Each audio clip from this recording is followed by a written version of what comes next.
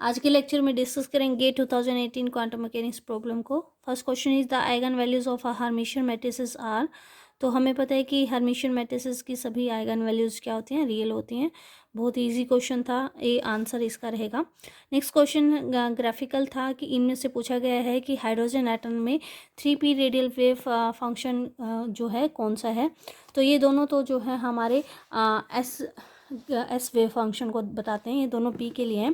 This one is for 2p और 3p के लिए बी ऑप्शन जो था वो हमारा करेक्ट ऑप्शन था।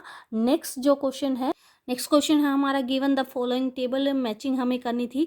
इसमें सिर्फ अगर आपको फर्स्ट पी का पता है कि स्टर्न गार्लक एक्सपेरिमेंट किसके लिए था, तभी भी आप पूरा आंसर बता सकते हो। अगर सभी कॉम्बिनेशन भी आपको नहीं पता है तो हमें पता है कि स्टर्न गार्लक एक्सपेरिमेंट जो था वो हमें बताता है कि इलेक्ट्रॉन की स्पिन जो है वो एग्जिस्ट करती है। तो पी का आंसर 3 था। और इन सभी कॉम्बिनेशन में अगर आप ऑप्शंस देखें तो ऑप्शन में सिर्फ सी ऐसा कॉम्बिनेशन जिसमें पी के साथ जो है 3 का कॉम्बिनेशन दिया गया है। तो यहाँ से आप बता सकते हैं पी के साथ थर्ड जाएगा। जीमान इफेक्ट जो बताता है space quantization of angular momentum को बताता है।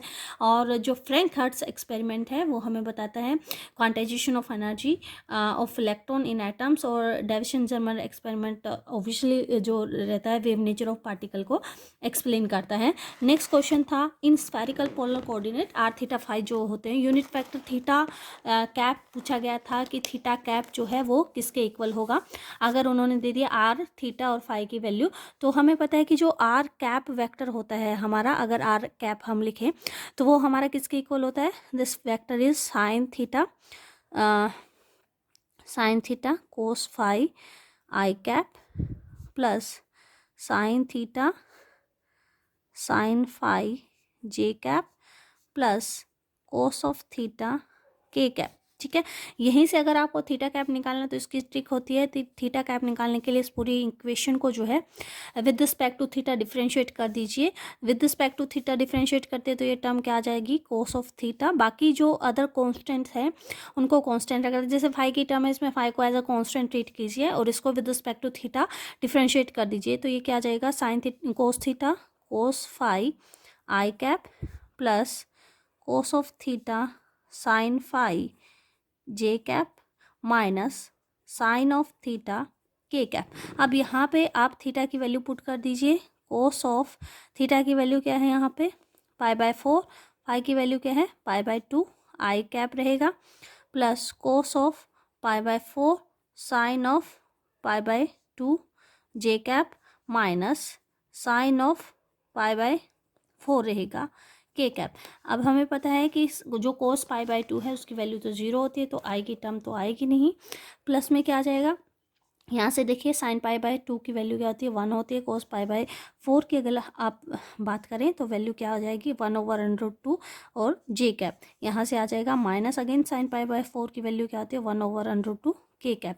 तो हमारा करेक्ट ऑप्शन जो हो जाएगा वो हो जाएगा ऑप्शन डी। नेक्स्ट क्वेश्चन देखिए, नेक्स्ट क्वेश्चन भी बहुत इजी था, कम्यूटेटर से रिलेशन से आया हुआ था। नेक्स्ट क्वेश्चन क्या है, अगर एक एच जो है हैमिल्टोनियन है for free particle with mass m, तो कम्यूटेटर रिलेशन ये हमसे पूछा गया है। अब हमें फ्री पार्टिकल दिया है यानी उसके ऊपर कोई फोर्स नहीं लग रहा। फोर्स नहीं लग रहा है, अगर उसके ऊपर फोर्स 0 है तो इट मीन्स उसके ऊपर पोटेंशियल एनर्जी भी क्या है, 0। अगर पोटेंशियल एनर्जी 0 है तो हमारी टोटल एनर्जी सिर्फ क्या रहेगी, काइनेटिक एनर्जी रहेगी। और टोटल एनर्जी सिर्फ काइनेटिक एनर्जी तो वो किसके इक्वल होगी, p²/2m। यानी जो हमारा हैमिल्टोनियन होगा वो किसके इक्वल होगा, p²/2m के इक्वल होगा। तो यहाँ से हमें कम्यूटेटर रिलेशन सोल्व करना था। x h, तो इसको हम रीराइट कर सकते हैं x p²/2m, और ये रिलेशन आपको बताना था। तो यहाँ से हम इसको अगर ये रिलेशन अगर ये लगाते हैं, देखिए हमें पता है a b⁻n, अगर ऐसा है तो आप इसको कर सकते हैं n b⁻n a b⁻n-1, ऐसा हम ऑपरेशन लगा सकते हैं। तो ये यहाँ पे यूज़ करें अगर, तो ये आ जाएगा x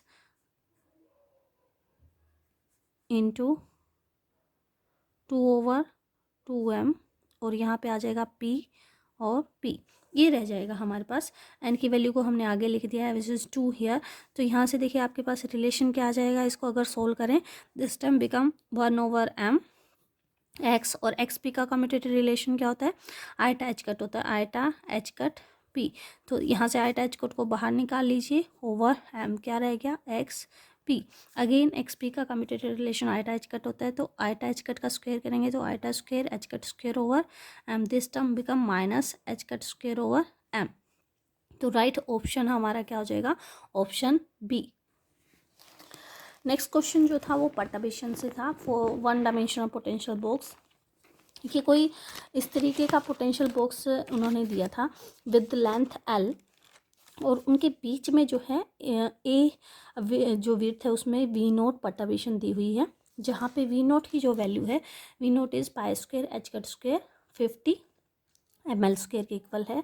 ए की वैल्यू L/100 है। उन्होंने कहा कि ये उसकी एनर्जी आती है आफ्टर पर्टर्बेशन, तो ई नोट तो उसकी पहले की एनर्जी होगी और ई नोट अल्फ़ा 10⁻³ एनर्जी होगी आफ्टर पर्टर्बेशन। उन्होंने अल्फ़ा की वैल्यू आपसे पूछी है कि अल्फ़ा की वैल्यू क्या है, तो इसको सोल्व करते हैं कि first order perturbation ground state में ये पूछा गया है वो क्या होती है। तो देखिए पहली बात तो particle in one dimensional box के लिए ग्राउंड स्टेट का जो वेव फंक्शन है वो क्या होता है वो लिख लीजिए।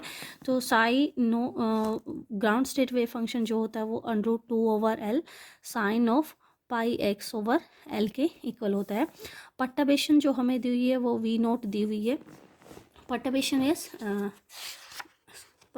Is V naught is equal to pi square H cut square over 50 ml square.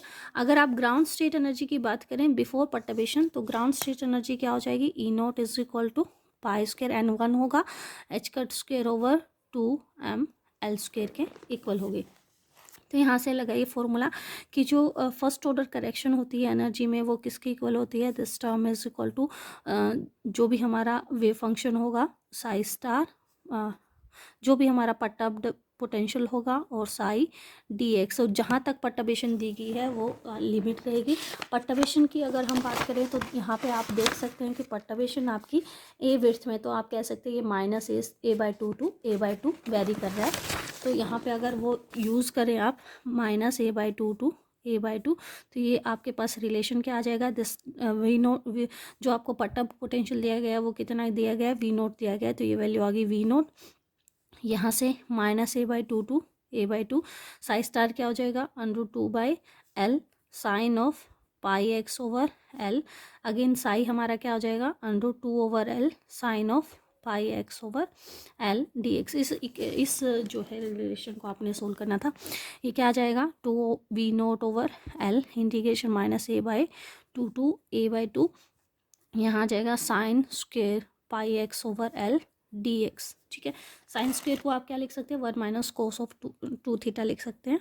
2v0/L -a/2 to a/2, this term is 1 - 2 pi x over L divided by 2 dx। ठीक है, यहाँ देखिए जब आप कोस का इंटीग्रेशन करेंगे तो वो क्या आ जाएगा, साइन की टर्म में आ जाएगा, और sign 2 pi x over L अगर आप अपर लिमिट को पुट करेंगे तो a/2 हो जाएगा। और a की जगह पे इन्होंने दिया है क्वेश्चन में, जो a हमारी वैल्यू है दिस इज L/100, कितनी दी हुई है, L/100 दी हुई है। यहाँ पे आप देख सकते हैं क्वेश्चन में a इज़ L/100, एल की टर्म में लिखेंगे तो ये टर्म हमारी आ जाएगी। देखिए इसको इंटीग्रेट ही कर लेते हैं हम,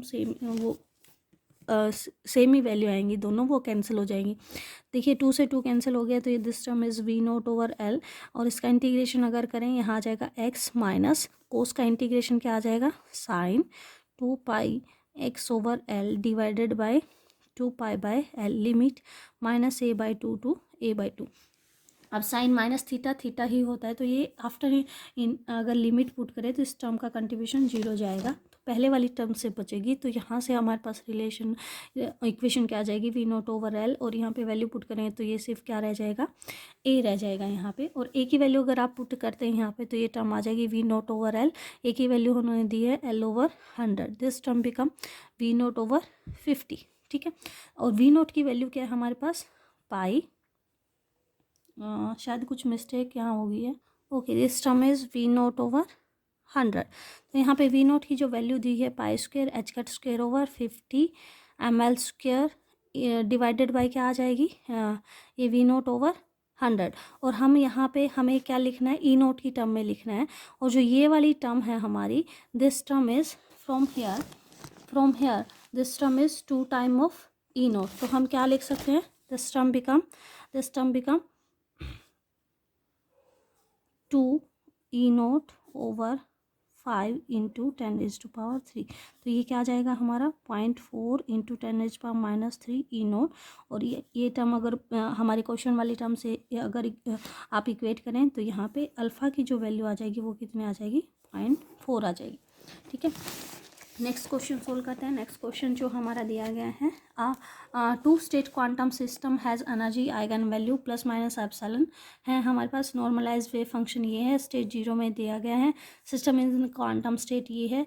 the probability of the system will be in same state में रहे आफ्टर टाइम टी, जहाँ पे टी की वैल्यू क्या दी है, h/6 एप्सिलॉन 2 डेसिमल प्लेस तक हमें बताना है। तो देखिए जो वेव फंक्शन हमें गिवन है वो हमारे पास है 1/√2।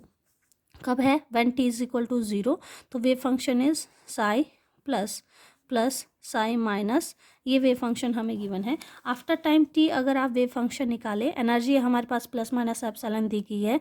After time t wave function हमारे पास क्या आ जाएगा, this term psi plus e⁻⁴ iota epsilon t over h cut plus psi minus e⁻⁻ iota epsilon t over h cut, sorry plus minus eta epsilon t over h cut होती है, ये sign को आप correct कर लें, ये आ जाएगा। अब आपसे पूछा गया क्या गया है, जो पार्टिकल वो सेम स्टेट में रह रहा है आफ्टर टाइम टी, तो आप उसकी प्रोबेबिलिटी क्या होगी। तो आपसे पूछा गया है साई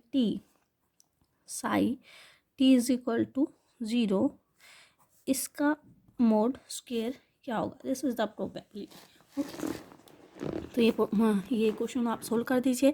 अगर आप साई को लिखते हैं तो ये हमारे पास क्या आ जाएगा, यहाँ पे psi t is equal to 0 is equal to क्या आ जाएगा, अगर इनको लिखें तो 1/√2 psi plus e⁻⁻ minus iota है तो प्लस आइटा हो जाएगा epsilon t over h cut plus psi minus e⁻⁻ iota epsilon t over h cut bracket close. और यहाँ से साई 0 अगर आप लिखें तो वो आ जाएगा 1/√2। सेम टर्म जो हमने ऊपर लिखी हुई है सेम एज इट इज़ लिख देंगे, साई प्लस साई माइनस। ठीक है, दोनों को मल्टीप्लाई कर दीजिए। हमें पता है कि इसका इसके साथ ही जो है 1 जाएगा, अगर इसका इसके साथ मल्टीप्लाई करेंगे तो वो क्या हो जाएगा, 0 हो जाएगा।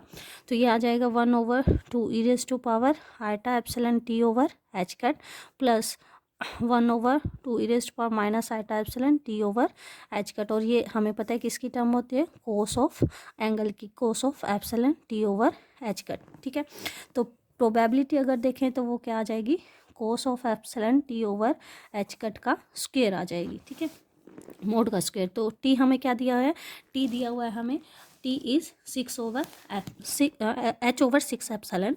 टी हमें क्या दिया है, T is h/6 epsilon. Value put कर दीजिए तो क्या आ जाएगा, कोस ऑफ एप्सिलॉन h/6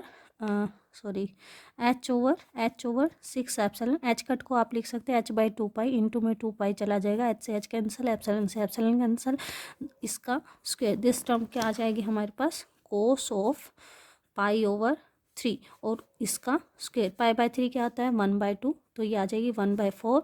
और अप टू 2 डेसिमल प्लेस पूछा है तो आंसर क्या हो जाएगा 0.25।